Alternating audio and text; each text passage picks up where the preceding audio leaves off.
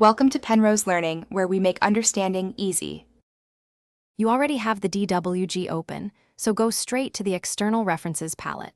Once there, scan the list for any reference that shows an exclamation mark. That mark means Autocad can't find or load the file.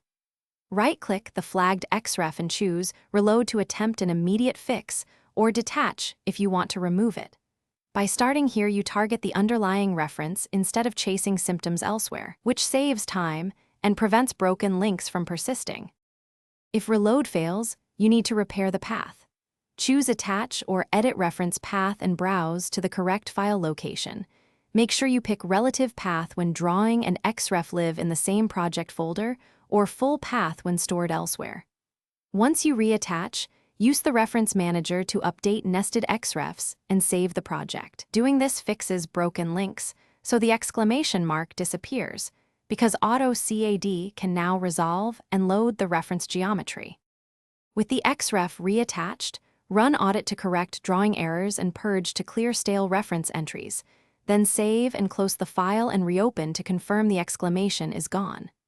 If the mark persists, inspect nested XREFs inside that file, confirm file permissions and network availability, and try recover on the referenced DWG.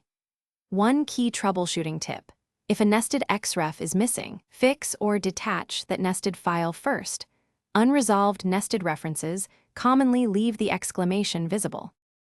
Thanks for watching. If this was helpful, leave a like and consider subscribing. See you next time.